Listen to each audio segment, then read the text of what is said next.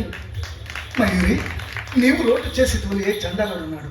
మీ అమ్మ మాత్రం ఎన్నడైనా నువ్వు పల్లెత్తి మాట్లాడినదా? దినములు కొంచెం తోడమాలగినప్పుడు ఎంతటి వానకైనా ఇలాంటి క్రోసద్రములు ఉన్నవే. అందులోకి పడిన గొడవలు పడినట్లే ఉండవు. దైవము ఈ పూట ఆతను తారసల చేసి. ఎవరు మనకు తారసిల్ల వారు? ఆ తారసలైనందుకు మూర్తి గారు. మూర్తి గారా?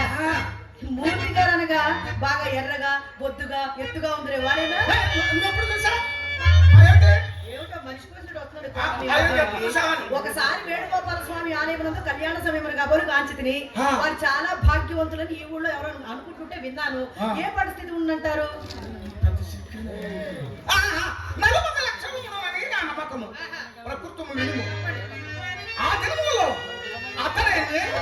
నేనే అతడు.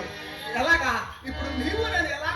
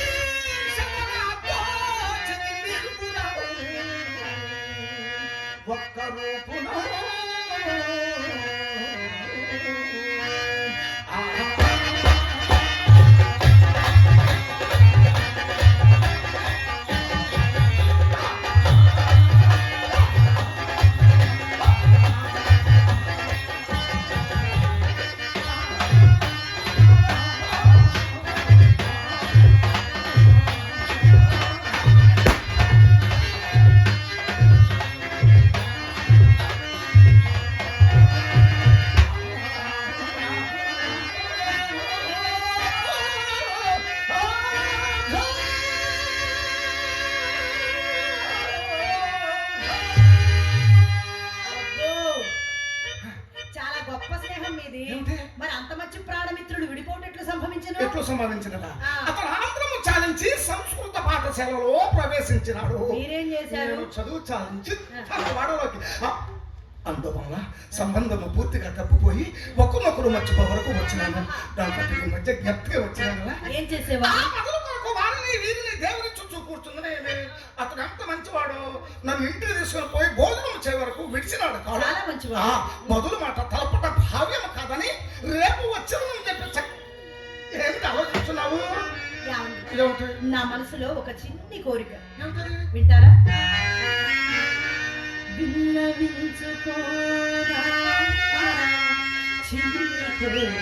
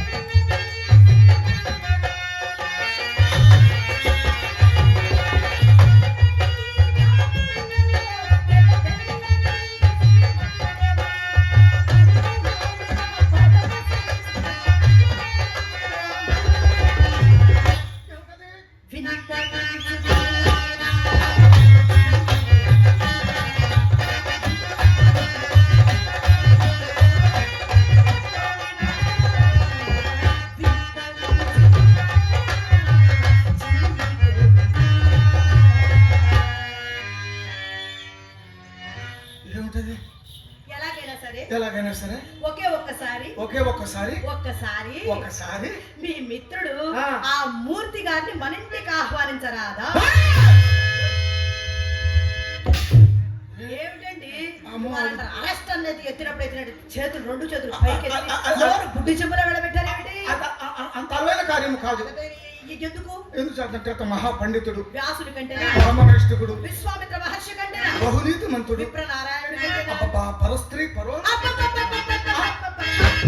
ఋష్య శృంగుని కంటేనా ఎందుకండి లక్కెడ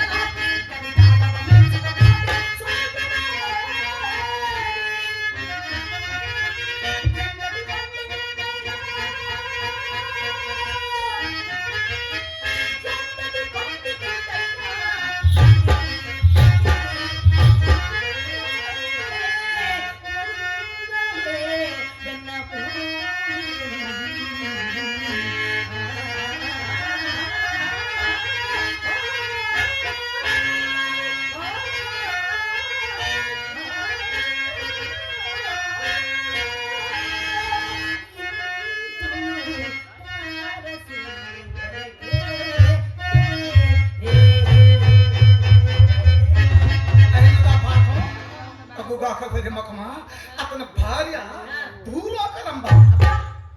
అతని భార్య భూలోక రంభ.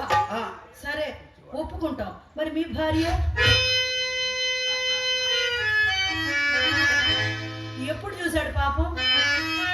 ఎప్పుడు నన్ను చుట్టానికే సరిపోయింది. అయ్యో ఈరోజు ఆదివారం, ఈ రోజైనా ఇంటికి వెళ్ళు అంటే ఏనాడైనా వెళ్ళాడు? ఎప్పుడు దీపం చుట్టూ పురుగులాగా మా ఇంటి చుట్టూ తిరిగాడు. ఆవిడ ఎప్పుడైనా చూస్తే కదా అందచందాలు గుణగణాలు తెలిసేది. అయినా మీ ఒక్కళ్ళ సంగతి ఏముందిలేండి. ఇంటి వద్ద సర్వాంగ సుందరమైన తమ తమ భార్యల్ని విడిచిపెట్టి పరాయి స్త్రీల పొందు కోసం జనవారిలో ఎవరి భార్య చక్కనిది కదా చెప్పండి నాకు. అయితే మాత్రం ఏమిటేమిటండి? అయినా ఒకరి భార్య సంగతి మనకేలా, ముందు తమరి భార్య సంగతి చెప్పాలి. తమరి భార్య ప్రాణములు కలిగినట్టి పసిబిడ్డమ్మ, ప్రాణములు కలిగినట్టి పసిబిడ్డమ్మ,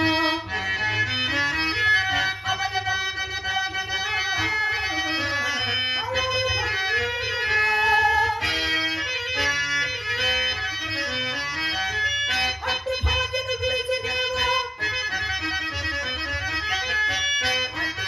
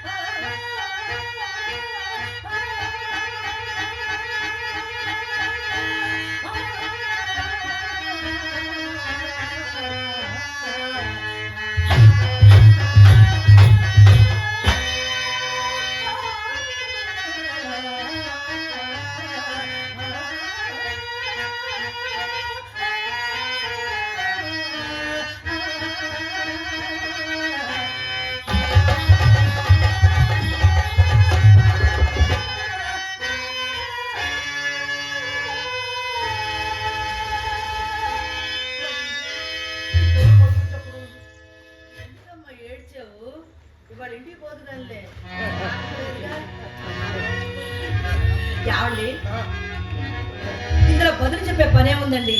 ఎలాగైనా సరే ఒకే ఒక్కసారి మీ మిత్రుడు ఆ బిల్వమంగళమూర్తి గారిని మన ఇంటికి ఆహ్వానించు భారము మీది, ఆమెను అతను ఆకర్షించు భారము నాది. అతను అనుకున్న 40 లక్షల్లో సగం మీది, సగం నాది. సగం మీది, సగం నాది. వేరే మకమా ఇంకా నీదేమిటి నాదేమిటి, నా అభ్యంతరం ఏమీ లేదు. కనులు మూసుకొని గంగలో వర్కమంటే ఆ పని అయితే బాగా చేస్తాను. నడుము ఒక పండ కట్టుకుని దూకి లేచే పనే ఉండదు.